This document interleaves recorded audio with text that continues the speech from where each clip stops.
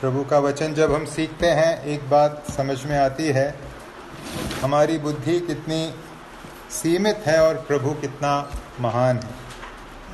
जब हम वचन के अलग अलग भागों में उतरते हैं, ये जो एहसास है, इसमें वृद्धि होती है। कोई मनुष्य अपने बुद्धि से परमेश्वर के वचन को समझ नहीं सकता, ये एक वास्तविकता है। इसीलिए जगत के कई ज्ञानी, कई बुद्धिमान परमेश्वर से दूर हैं। लेकिन प्रभु का धन्यवाद, प्रभु ने हमारी आंखें खोली और इस अद्भुत वचन को समझने का सौभाग्य प्रभु ने हमें दिया। आइए हम प्रभु के वचन पर मनन करें। हम अपने रोमियो के अध्ययन को जारी रखेंगे और आज हम रोमियो की पत्री अध्याय नंबर 5 उसके 12 से लेकर 21 तक के आयतों को पढ़ेंगे और इसमें से मुख्यतः पहले 3 आयतों पर आज हम मनन करेंगे। रोमियो की पत्री अध्याय नंबर 5 12 से 21 तक के आयतों को हम पढ़ेंगे और मनन के लिए 12 से 14 तक के आयतों पर विशेषकर ध्यान देंगे। आइए हम पढ़ते हैं, ध्यान से आप सुनिएगा, मैं पढ़ता हूँ। इसलिए जैसा एक मनुष्य के द्वारा पाप जगत में आया और पाप के द्वारा मृत्यु आई, और इस रीति से मृत्यु सब मनुष्यों में फैल गई, क्योंकि सबने पाप किया। व्यवस्था के दिए जाने तक पाप जगत में तो था, परंतु जहाँ व्यवस्था नहीं वहाँ पाप गिना नहीं जाता। तो भी आदम से लेकर मूसा तक मृत्यु ने उन लोगों पर भी राज्य किया, जिन्होंने उस आदम जो उस आने वाले का चिन्ह है के अपराध के समान पाप न किया। पर जैसी अपराध की दशा है, वैसी अनुग्रह के वरदान की नहीं। क्योंकि जब एक मनुष्य के अपराध से बहुत लोग मरे, तो परमेश्वर का अनुग्रह और उसका जो दान एक मनुष्य के अर्थात यीशु मसीह के अनुग्रह से बहुत से लोगों पर अवश्य ही अधिकाई से हुआ। जैसा एक मनुष्य के पाप करने का फल हुआ, वैसा ही दान की दशा नहीं, क्योंकि एक ही के कारण दंड की आज्ञा का फैसला हुआ, परंतु बहुत से अपराधों के कारण ऐसा वरदान उत्पन्न हुआ कि लोग धर्मी ठहरे। क्योंकि जब एक मनुष्य के अपराध के कारण मनुष्य ने उस एक ही के द्वारा राज्य किया, तो मृत्यु ने उस एक ही के द्वारा राज्य किया, तो जो लोग अनुग्रह और धर्म रूपी वरदान बहुतायत से पाते हैं, वे एक मनुष्य के अर्थात यीशु मसीह के द्वारा अवश्य ही अनंत जीवन में राज्य करेंगे। इसलिए जैसा एक अपराध सब मनुष्यों के लिए दंड की आज्ञा का कारण हुआ, वैसा ही एक धर्म का काम भी सब मनुष्यों के लिए जीवन के निमित्त धर्मी ठहराए जाने का कारण हुआ। क्योंकि जैसा एक मनुष्य के आज्ञा न मानने से बहुत लोग पापी ठहरे, वैसे ही एक मनुष्य के आज्ञा मानने से बहुत लोग धर्मी ठहरेंगे।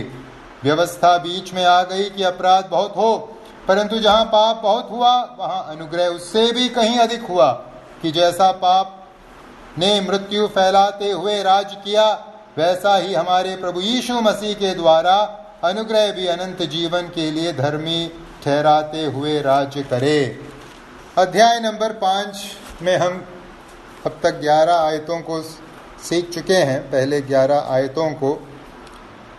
इन 11 आयतों में जो 2 मुख्य विचार प्रेरित पौलुस ने हमारे सामने पेश किए हैं, उसमें से पहला विचार था, जब यीशु मसीह पर विश्वास करके हम धर्मी ठहरे, तो उसके साथ कौन कौन से आशीष हमें प्राप्त हुए।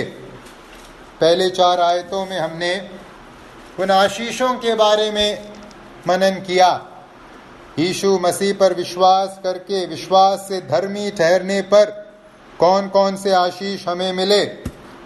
हमने देखा परमेश्वर के साथ हमारा मेल हुआ, पिता के सानिध्य में हमें प्रवेश प्राप्त हुई, एक महिमा में आशा हमें इस धर्मी ठहराए जाने के कारण मिला, और हमने देखा कि दुख उठाने का अनुग्रह भी इस धर्मी ठहराए जाने के साथ साथ हमें मिला। उसके बाद जो दूसरा मुख्य विचार हमने पहले 11 आयतों के अंतर्गत देखा, 5 से 11 तक के आयतों में विशेषकर, वह था परमेश्वर का प्रेम। परमेश्वर के प्रेम की सुंदरता या महानता का विवरण प्रेरित पौलुस 5 से 11 तक के आयतों में हमें देते हैं। जब धर्मी ठहराए जाकर प्राप्त आशीषों की चर्चा पौलुस कर रहे थे पहले 4 आयतों में, उसे करते हुए पौलुस उस कारण की तरफ अपने विचारों को लेकर गए जिसके चलते हम धर्मी ठहराए गए, जिसके चलते प्रभु यीशु मसीह में हमें सभी प्रकार के स्वर्गीय आशीष मिले हैं। और वो इकलौता कारण क्या है? परमेश्वर का अद्भुत प्रेम। तो ये था दूसरा मुख्य विचार जो हमने 5 से 11 तक के आयतों में देखा। अब जिस भाग को आज हमने पढ़ा 12 से लेकर 21 तक के आयतों में, हम इस अध्याय के आखिरी भाग में पहुंच चुके हैं। इस भाग में 12 से लेकर 21 तक के आयतों में पौलुस बहुत सारे बातों के विषय में चर्चा तो कर रहे हैं, लेकिन जो प्रमुख विचार जिसके विषय में पौलुस इन आयतों में लिख रहे हैं, जो हमें अपने मन में रखने की जरूरत है, वो है आदम के पाप के द्वारा संपूर्ण मानव जाति पापी हुई और परमेश्वर से दूर चली गई, और यीशु मसीह के धार्मिकता के द्वारा सब विश्वास करने वाले धर्मी ठहराए गए और परमेश्वर के साथ सही संबंध में आए। आदम में पाप आया, यीशु मसीह में धार्मिकता आई, उद्धार आया। ये है इन आयतों के अंतर्गत जो मुख्य विचार जो प्रेरित पौलुस हमारे सामने रखते हैं। अब जब हम इस मुख्य विचार पर गौर करते हैं, हमें एक तरीके से लगेगा कि इससे पहले पौलुस जो बातें कर रहे थे उसका इस मुख्य विचार के साथ जो 12 से 21 तक के आयतों में है क्या संबंध है। इससे पहले पौलुस क्या बात कर रहे थे? धर्मी ठहराए जाने से प्राप्त आशीष, परमेश्वर का अद्भुत प्रेम। इन बातों की चर्चा करते हुए अचानक से पौलुस आदम में सब पापी हो गए, इस बात की चर्चा क्यों कर रहे हैं? क्या है जरूरत? क्या इन दोनों के बीच कोई कनेक्शन है? 1 से 11 और 12 से 21 तक के आयतों के मध्य कनेक्शन जरूर है। कनेक्शन कैसे सिद्ध होता है? 12वें आयत की शुरुआत, 12वां पद कैसे शुरू होता है? किस शब्द के द्वारा? इसलिए। इसलिए मतलब, इसलिए से तात्पर्य है, वो जोड़ रहा है पौलुस अपने पहले प्रस्तुत विचारों को अब इस नए खंड में प्रस्तुत विचारों के साथ पौलुस जोड़ रहा है। ये जो भाग हमने पढ़ा 12 से लेकर 21, बाइबल शास्त्रियों ने इस भाग को बाइबल के सबसे कठिन भागों में से एक भाग के रूप में व्यक्त किया है। इस भाग को समझना अपने आप में बहुत कठिन है। पौलुस बहुत ही एक जटिल तरीके से इस आशय को प्रस्तुत कर रहे हैं जो हमने शुरुआत में कहा कि आदम में सब पापी हुए और सब इस प्रकार से प्रभु से, परमेश्वर से दूर चले गए, और यीशु मसीह में सब धर्मी ठहरे और प्रभु के साथ, पिता के साथ उनका मेल हो गया। जो कनेक्शन इसलिए से साबित होता है वो समझना इस पूरे भाग में से बहुत कठिन है, क्योंकि पौलुस इस कनेक्शन को, इस संबंध को स्पष्ट भाषा में प्रस्तुत नहीं कर रहे। लेकिन संबंध है 12 और 21 तक के आयतों का 1 से 11 तक के आयतों के साथ, इसमें कोई दो राय नहीं, क्योंकि इसलिए शब्द का इस्तेमाल किया गया है।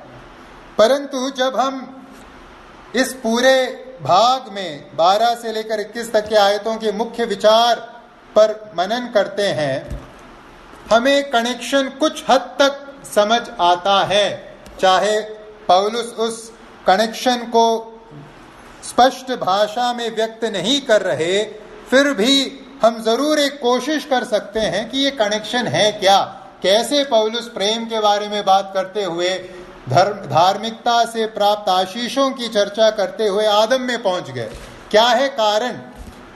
इस कारण को समझने के लिए इससे पहले के आयतों को फिर से संक्षिप्त रूप में देखना हमारे लिए उपयोगी होगा।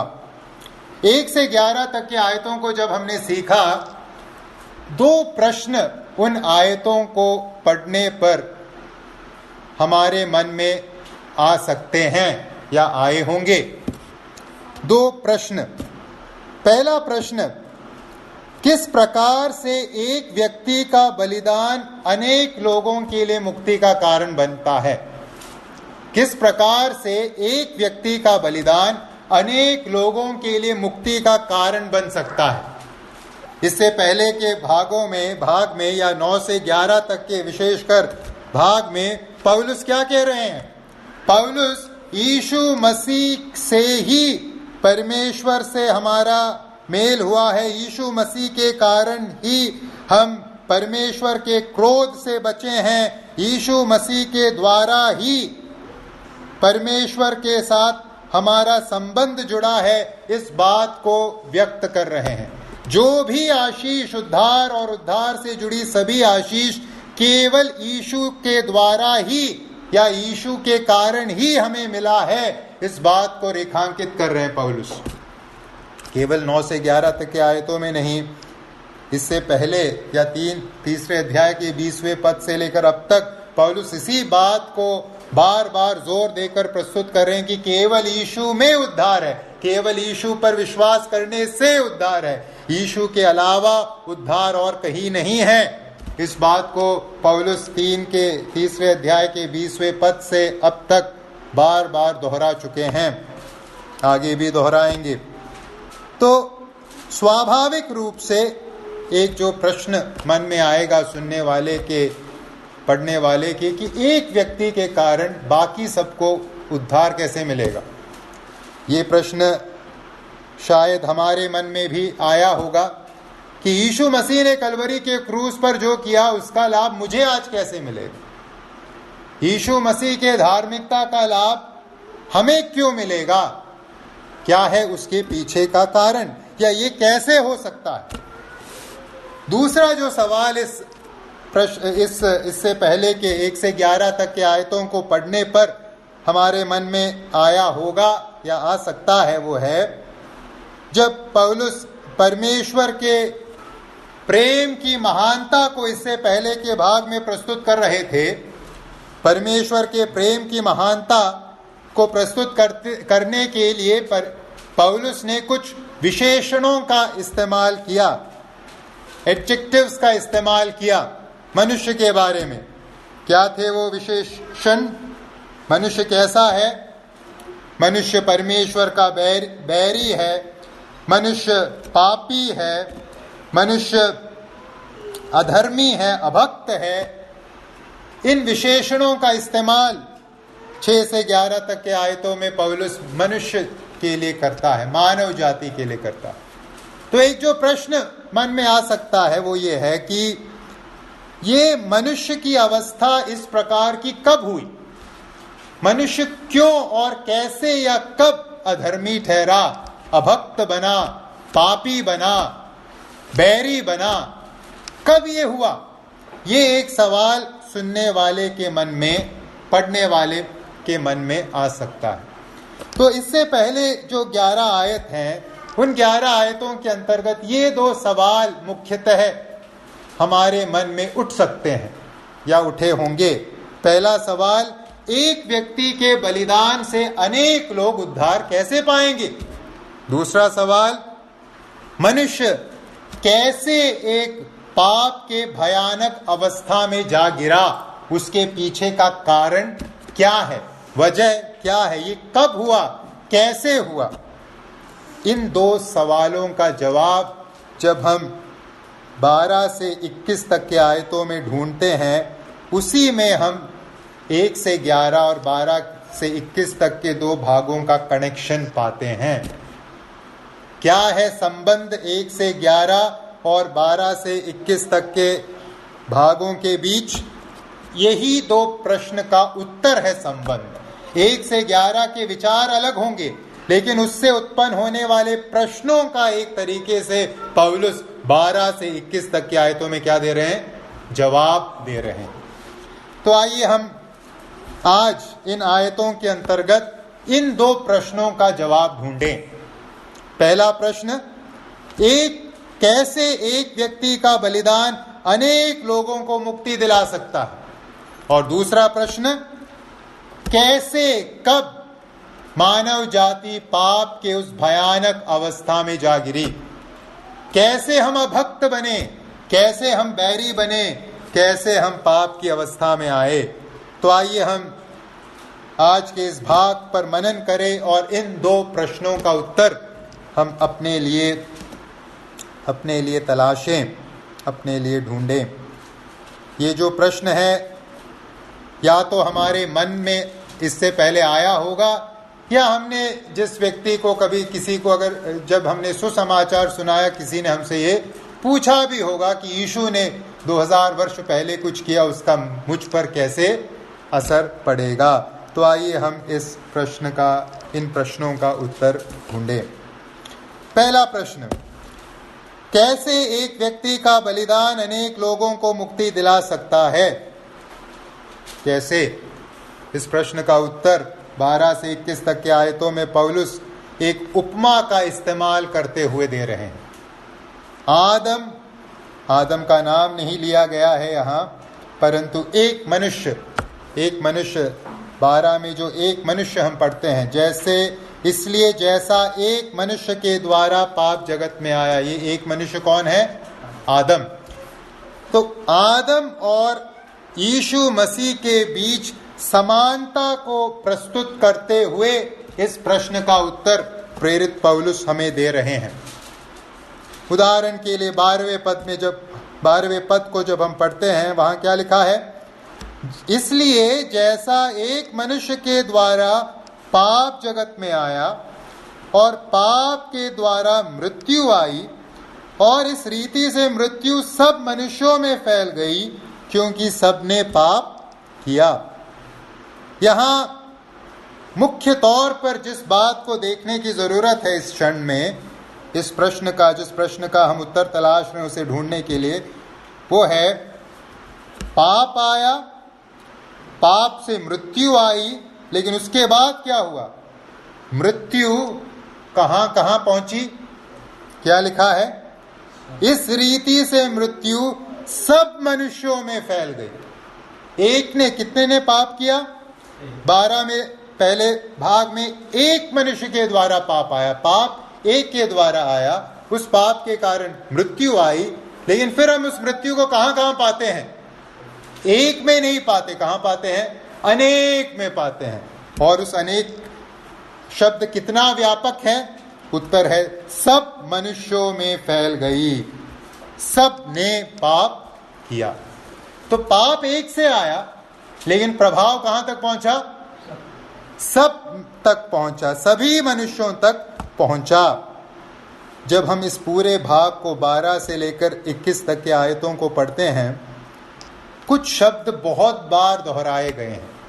हम बार बार इस बात को रिपीट करते हैं कि अगर आपको किसी भी खंड का मुख्य विषय पता करना है, क्या करना है? सर्वप्रथम जो शब्द बार बार दोहराया गया है उस पर गौर कीजिए, उसमें उस खंड का मुख्य विषय छुपा होगा।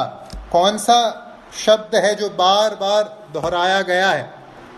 अंग्रेजी अनुवाद में जो एक शब्द है, एक, जैसे एक मनुष्य के द्वारा पाप आया, ये जो एक शब्द है वन, उसको कम से कम 12 बार दोहराया गया है 12 से लेकर 21 तक के आयतों में।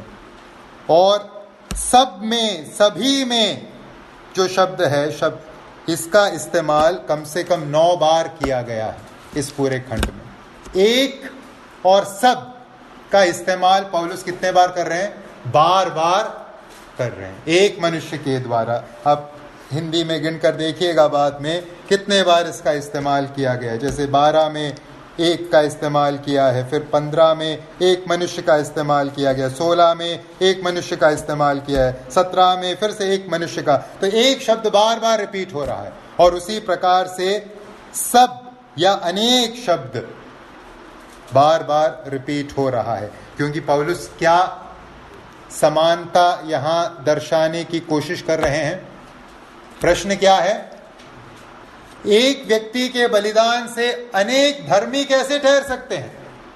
उसके उत्तर में पौलुस जो उत्तर दे रहे हैं वो क्या है? एक व्यक्ति के पाप के द्वारा क्या हुआ? अनेक लोग पापी ठहरे, तो एक व्यक्ति के बलिदान के द्वारा अनेक लोग धर्मी ठहर सकते हैं। तो इस समानता को व्यक्त करते हुए पौलुस इस प्रश्न का उत्तर हमें इस भाग में दे रहे हैं।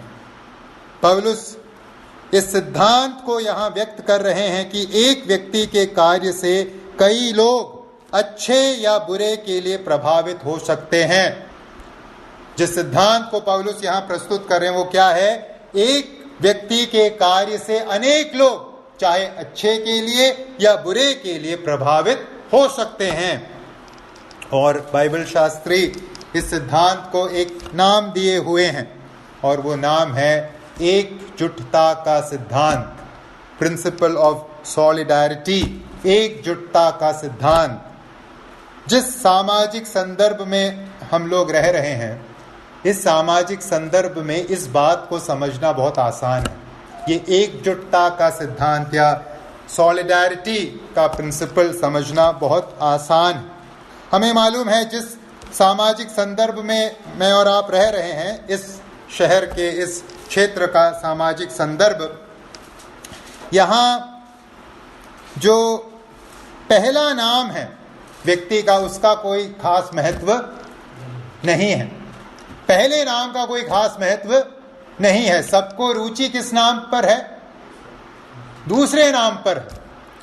पहले नाम को बताने पर पूछा जाएगा उसके बाद क्यों, उसके बाद क्या लिखते हो, क्यों, कारण क्या है?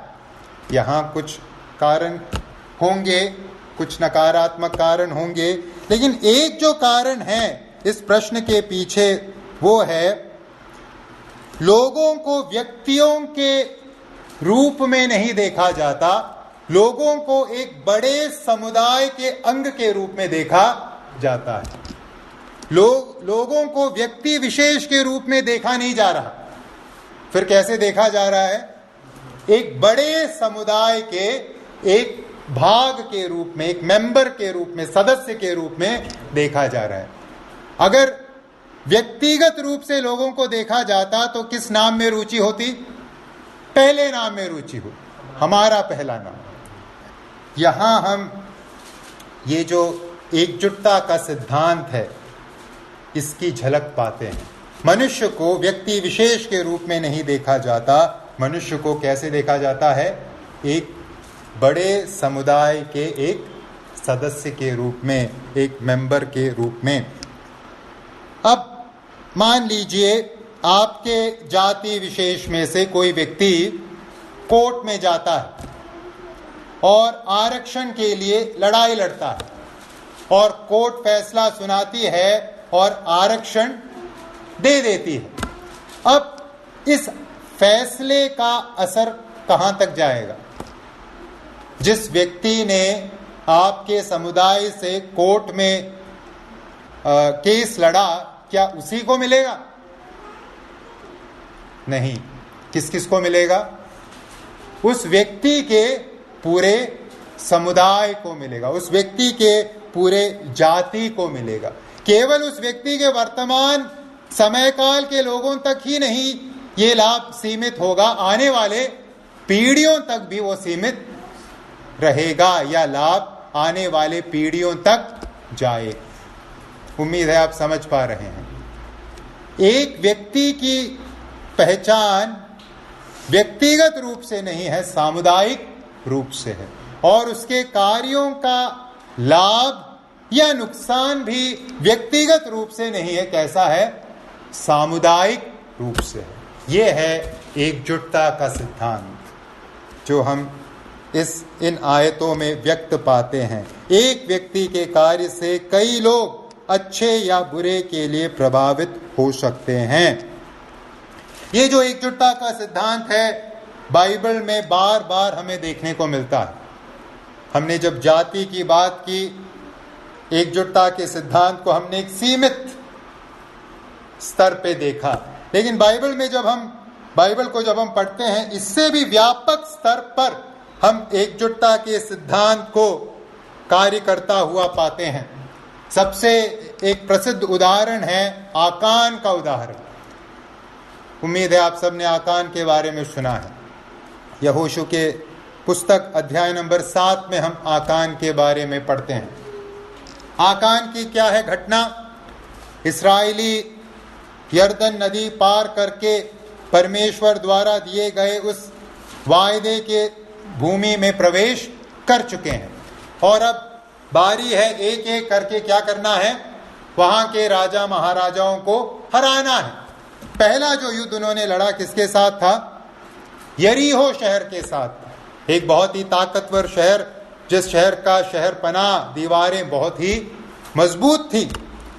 परमेश्वर ने उस युद्ध में इस्राएलियों को क्या दिया? जय दी। लेकिन परमेश्वर ने जय देने से पहले इस्राएलियों को स्पष्ट निर्देश दिया था। क्या था निर्देश? इस शहर में से आप किसी भी वस्तु को लूट के रूप में नहीं रख सकते, सबको आपको नष्ट करना होगा। लेकिन क्या होता है? आकान नाम का व्यक्ति लूट में से कुछ अपने लिए छिपा के रख लेता। किसी को यह बात समझ नहीं आई। अब यरीहो नगर को हराने के बाद दूसरा जो नगर था जिसके ऊपर उन्हें आक्रमण करना था, वो था आई का नगर। आई का नगर जो है वो यरीहो के मुकाबले बहुत ही छोटा एक शहर था, तो उन्हें हराने में इस्राएलियों को कोई दिक्कत नहीं होनी चाहिए थी। लेकिन क्या हुआ? इस्राएली हराने के जगह स्वयं हार गए, बुरी तरह हार गए। जिस युद्ध को उन्हें आसानी से जीत लेना चाहिए था, उस युद्ध को वह बुरी तरह हार गए। अब यहोशू परमेश्वर के सम्मुख कारण ढूंढ रहे हैं। क्यों हम हार गए प्रभु? क्या है कारण? क्यों इस्राएल, पूरा इस्राएल युद्ध को हारता है? क्या है कारण? यहोशू 7:11 में हम पढ़ते हैं, परमेश्वर कारण बताते हैं। क्या है कारण? यहोशू 7:11 वहां लिखा है, इस्राएलियों ने पाप किया है। ध्यान दीजिएगा, किसने पाप किया है? इस्राएलियों ने, संपूर्ण इस्राएलियों ने पाप किया है। और जो वाचा में मैंने उनसे अपने साथ बांधी थी, उसको उन्होंने तोड़ दिया। उन्होंने अर्पण की वस्तुओं में से ले लिया, वरन चोरी भी की और छल करके उसको अपने सामान में रख लिया है। प्रभु कहते हैं इस हार के पीछे का कारण है इस्राएलियों ने पाप किया है। उसके बाद जब हम 7वें अध्याय को आगे पढ़ते हैं, किसने पाप किया है वास्तव में? 7:20 और 21 में पढ़ते हैं, आकान ने यहोशू को उत्तर दिया, सचमुच मैंने इस्राएल के परमेश्वर प्रभु के विरुद्ध पाप किया है। पाप किसने किया? आकान ने। प्रभु ने क्या कहा? कौन दोषी है पाप के लिए? इस्राएलियों ने पाप किया है। प्रभु ने कहा पाप किसने किया? एक व्यक्ति ने। दोषी कौन ठहरा? संपूर्ण इस्राएल, संपूर्ण देश दोषी ठहरा। आकान का पाप एक व्यक्तिगत पाप के रूप में देखा नहीं गया। आकान का पाप समूचे देश के पाप के रूप में देखा गया। आकान एक व्यक्ति मात्र नहीं था जो केवल अपने प्रति जिम्मेदार था, वो एक समुदाय का सदस्य था और उसके पाप का असर पूरे समुदाय के ऊपर आया और इस्राएल वो युद्ध हार गया। तो हम इन दो उदाहरणों में, एक बाइबल से और एक अपने सामाजिक संदर्भ से, क्या सीख रहे हैं? किस सिद्धांत के बारे में सीख रहे हैं? एकजुटता का सिद्धांत। एकजुटता का सिद्धांत क्या कहता है? एक व्यक्ति के कार्य से कई लोग, चाहे अच्छे के लिए या बुरे के लिए, प्रभावित हो सकते हैं। हम किस प्रश्न का उत्तर तलाश रहे हैं? प्रश्न क्या है हमारे सामने? कैसे एक व्यक्ति का बलिदान अनेक लोगों का उद्धार कर सकता है? जो लोग पूछते हैं, हमारे मन में प्रश्न आता है। उत्तर है एकजुटता का सिद्धांत। एकजुटता का सिद्धांत। जो बात एक जाति के रूप में लागू होती है, यह सिद्धांत, जो बात एक देश के रूप में लागू होती है, यही सिद्धांत व्यापक रूप से या पूरे मानव जाति के स्तर पर भी लागू होता है। ये है पौलुस का मुख्य पॉइंट 12 से लेकर 21 तक के आयतों में। जो बात हमारे वर्तमान सामाजिक संदर्भ में लागू होती है, जाति के संदर्भ में लागू होती है, जो बात इसराइलियों के बीच एक देश के रूप में लागू हुई, वही बात पूरे संसार के या मानव जाति के संदर्भ में भी लागू होती है। आदम में सब पापी हुए, यीशु मसीह में सब धर्मी बने। ये सिद्धांत है एकजुटता का सिद्धांत। जो कुछ आदम ने किया उसके कारण हम दोषी ठहरे, और जो मसीह ने किया उसके कारण हम धर्मी ठहरे। ये है एकजुटता का सिद्धांत। जब हम इस एकजुटता के सिद्धांत को सीखते हैं, हम यहाँ एक जो महत्वपूर्ण बात देख सकते हैं, वो है मसीह की मृत्यु का संपूर्ण मानवता के ऊपर प्रभाव है। मसीह किस किस के लिए मरा? मसीह सारे मानव जाति के लिए मरा। वह किसी विशेष जाति या धर्म या विभाग के लिए नहीं मरा। वह परमेश्वर है, समूचे सृष्टि का। इसलिए वो किसके लिए मरा? सबके लिए मरा। किसी खास गुट या समुदाय के लिए नहीं मरा। वह सभी जाति के लिए, सभी देशों के लिए, सभी भाषाओं के लिए, सब प्रकार के लोगों के लिए वह मरा। और इसीलिए जब हम स्वर्ग के राज्य में पहुंचेंगे, जिसका चित्र हम प्रकाशित वाक्य के पुस्तक में पढ़ते हैं, हम क्या देखेंगे? वहां कौन कौन है परमेश्वर की आराधना करने के लिए? सारे जाति, सारे देश, सारे भाषा बोली के लोग वहां किसकी स्तुति आराधना कर रहे हैं? प्रभु यीशु मसीह की स्तुति आराधना कर रहे हैं। तो हम किस प्रश्न का उत्तर तलाश रहे थे? कैसे एक व्यक्ति का बलिदान अनेक लोगों को मुक्ति दिला सकता है? क्या है उत्तर? एकजुटता का सिद्धांत। एकजुटता का सिद्धांत। ये सिद्धांत छोटे रूप में परिवार के उस सर्कल से शुरू होता है और व्यापक रूप से वो बढ़ता जाता है। और उसका सबसे व्यापक रूप है आदम में सब पापी हुए, यीशु मसीह में सब धर्मी ठहरे। ये है एकजुटता का सिद्धांत। तो अगर अब हमसे कोई ये प्रश्न पूछता है, यीशु मसीह 2000 वर्ष पहले मरे, उसका मुझे लाभ कैसे मिलेगा? क्या है युक्ति इसमें? यह है युक्ति, एकजुटता का सिद्धांत। दूसरा प्रश्न जो हमारे सामने यहाँ है, इससे पहले के आयतों से जो उभर कर सामने आया, जिसका उत्तर हम तलाश रहे हैं, वो है मानव जाति के इस गए गुजरे पापमय अवस्था का कारण क्या है, या कैसे मानव जाति इस पापमय अवस्था में आ गई। जो एकजुटता का सिद्धांत हमने अब तक सीखा, उसी सिद्धांत में इस प्रश्न का उत्तर भी शामिल है। लेकिन इस प्रश्न के उत्तर को और गहराई से समझने की हमें जरूरत है। कई बार मनुष्य क्या करता है? मनुष्य किस पर दोष मढ़ देता है? पाप करने के पीछे, बुराई के पीछे का दोष किस पर लगाता है? सब ऊपर वाले ने करवाया है, उसी के हाथों में सब कुछ है। हम ये बहाना अक्सर देते हुए लोगों को सुनते हैं। पाप या पाप में अवस्था या दुनिया में जो बुराई है उसके पीछे का कारण हम किसको बना देते हैं? ईश्वर को बना देते हैं। तो आइए हम वचनानुसार समझे कैसे मानव जाति इस पाप में अवस्था में आई। 12वें आयत को जब हम पढ़ते हैं, हम एक नीचे की ओर उतरने वाली ढलान को देखते हैं। नीचे की ओर उतरने वाली ढलान, एक ढलान जो मानवता की बिगड़ती अवस्था को दर्शाती है। मानवता बद से बदतर अवस्था में जा रही है। एक ढलान को 12वें आयत में दर्शाया गया है और इस ढलान के अंतर्गत हम देखते हैं कैसे मानव जाति वर्तमान पाप और मृत्यु की अवस्था में आ पहुंची। क्यों? कोई भी धर्मी नहीं, एक भी नहीं। क्यों? क्या है कारण? इस 12वें पद में पौलुस 3 निर्णायक बिंदुओं की चर्चा करते हैं।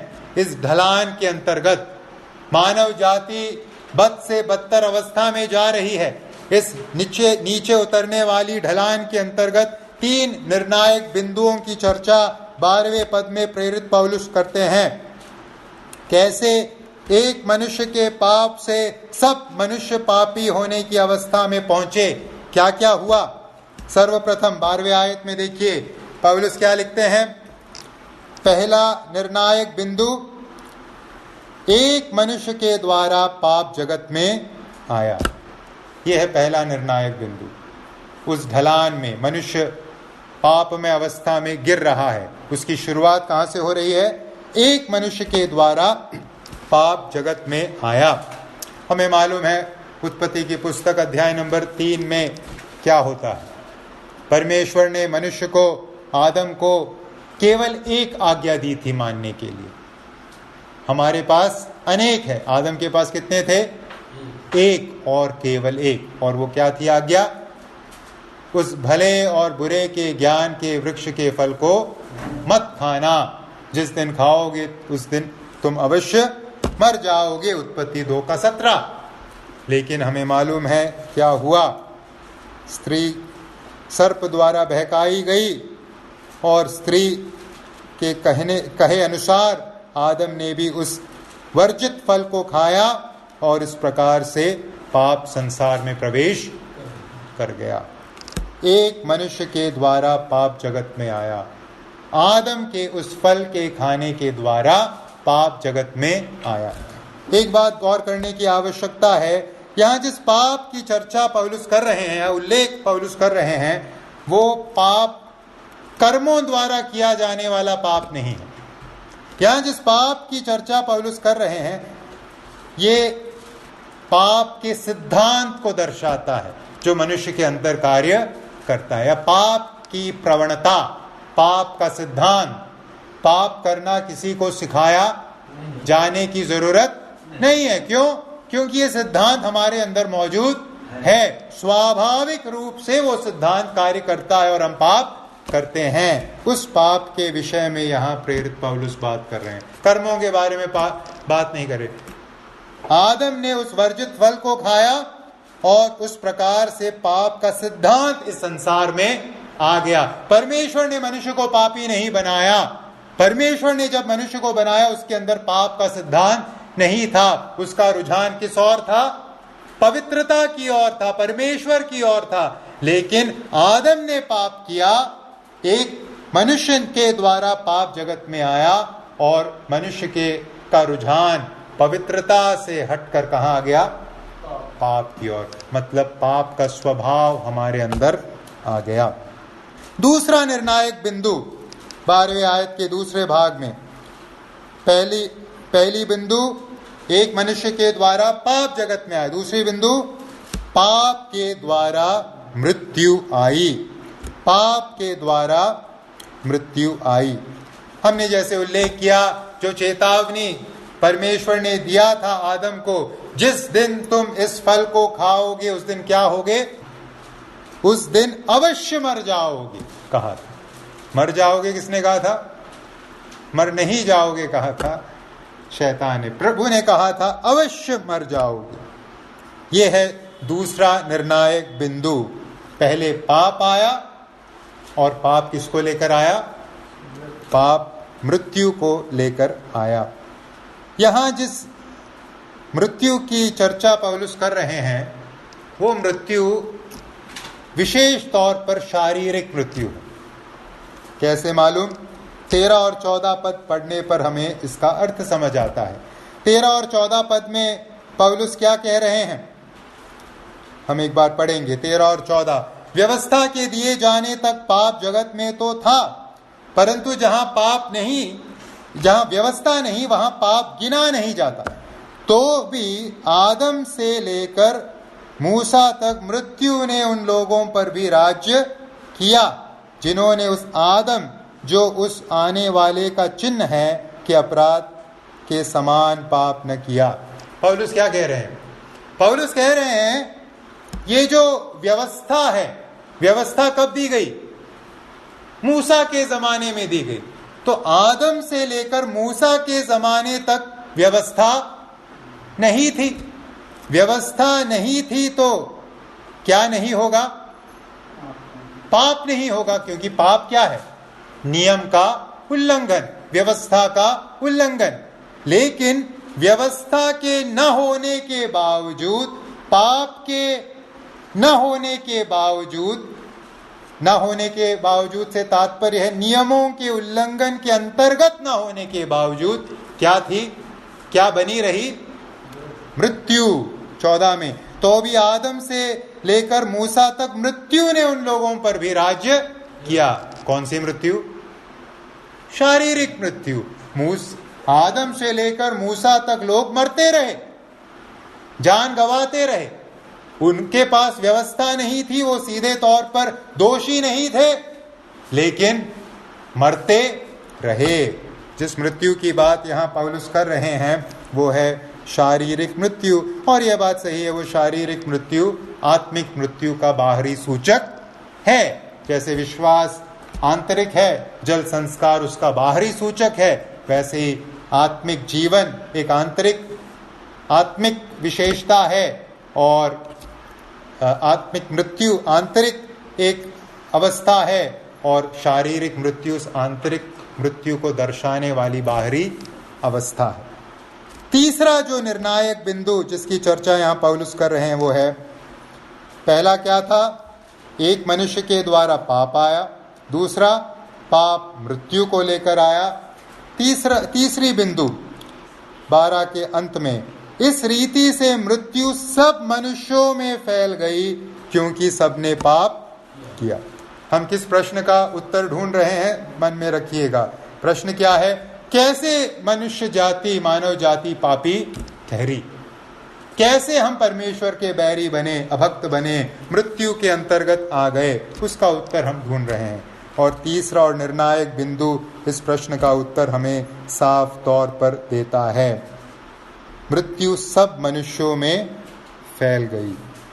जो मृत्यु आई आदम के पाप के कारण, वो आदम तक सीमित नहीं रही, वो कहां तक पहुंची? सब मनुष्यों तक पहुंची। क्यों? क्योंकि सब ने पाप किया। 12 के अंत में जरूर उसे ध्यान पूर्वक देखिएगा, क्योंकि सब ने पाप किया। क्या है अर्थ इस कथन का, सब ने पाप किया? क्या है अर्थ? हमें यहां इस बात को समझने की जरूरत है, सब ने पाप किया जो कथन है वो वर्तमान की अवस्था को नहीं दर्शा रहा। वो कब की अवस्था को दर्शा रहा है? आदम के जमाने की अवस्था को, अदन के वाटिका की अवस्था को दर्शा रहा।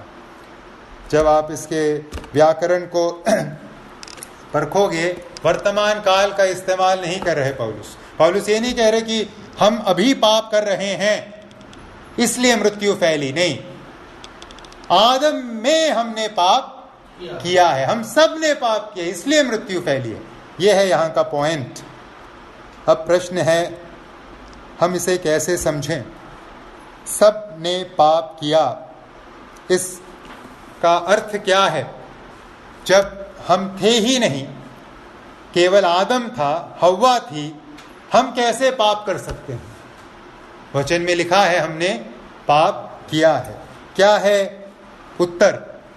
उत्तर है एकजुटता का सिद्धांत। उत्तर है एकजुटता का सिद्धांत। जब आदम ने पाप किया तो मानव जाति ने पाप किया, क्योंकि मानव जाति कहाँ थी? आदम में थी। जब आदम ने पाप किया, केवल आदम ने नहीं पाप किया, संपूर्ण मानव जाति ने, मैंने और आपने पाप किया, क्योंकि हम कहां थे? आदम में थे।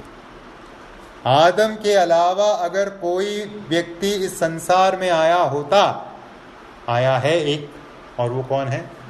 यीशु मसीह। क्योंकि यीशु मसीह आदम के अलावा आए हैं, इसलिए उनमें पाप नहीं है। लेकिन हम सब कहां से आए हैं? आदम में से आए हैं। इसलिए जब आदम ने उस फल को तोड़ा, या उसके पत्नी ने फल को तोड़ा और आदम को दिया एक बाइट लेने के बाद, और आदम ने जब उस फल को खाया, किसने उस फल को खाया? हम सब ने उस फल को खाया। हम अदन की वाटिका में मौजूद नहीं थे, हम तब जन्म भी नहीं लिए थे, लेकिन हमारी पहचान उस वक्त थी। किसमें थी? आदम में हमारी पहचान उस वक्त मौजूद थी। क्योंकि आदम कौन है? आदम हमारे जैसा एक व्यक्ति नहीं है। आदम कौन है? संपूर्ण मानव जाति का मुखिया, जहां से संपूर्ण मानव जाति आई है। इसलिए जब मुखिया ने पाप किया, जड़ में बीमारी पकड़ी। बीमारी कहां तक गई? पूरे झाड़ में, पूरे पेड़ पर, सभी डालियों, सभी टहनियों, सभी पत्तों तक क्या पहुंच गई? बीमारी। आदम ने पाप किया, और क्योंकि हम आदम में थे, हम सब ने आदम में पाप किया। जब आदम ने पाप किया, हम आदम में मौजूद थे, भले ही हम अभी तक पैदा नहीं हुए थे। तो ये है एकजुटता का सिद्धांत, जो आदम के संदर्भ में हमारे ऊपर लागू होता है। इस सिद्धांत को समझने के लिए कि आदम में हम सब ने पाप किया है, एक अच्छा उदाहरण बाइबल में हम इब्रानियों की पत्री में पाते हैं। इब्रानियों की पत्री 7वें अध्याय में प्रेरित पौलुस, इब्रानियों का लेखक मलिकिसदेक हिंदी में कैसा है? मलिकिसदेक के बारे में चर्चा कर रहे हैं। मलिकिसिदक के बारे में चर्चा कर रहे हैं। इब्रानियों की पत्री अध्याय नंबर 7 उसका 9 और 10।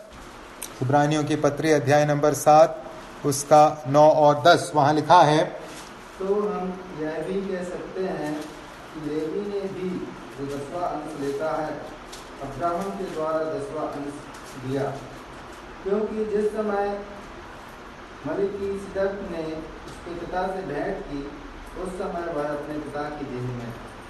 आमीन। तो हमने क्या पढ़ा? तो हम यह भी कह सकते हैं कि लेवी ने भी जो 10वां अंश लेता है, अब्राहम के द्वारा 10वां अंश दिया। लेवी गोत्र के लोग, याजक लोगों के पास परमेश्वर ने क्या दिया था? 10वां अंश लेने का अधिकार दिया था। 10वां अंश किसको देना है? लेवियों को देना है, क्योंकि वो प्रभु की सेवा कर रहे थे। लेकिन यहाँ लेखक क्या कह रहा है इब्रानियों का? ये जो लेवी है, जो 10वां अंश लेने का अधिकार रखता है, याजक वर्ग, अब्राहम के द्वारा 10वां अंश दिया। कब दिया?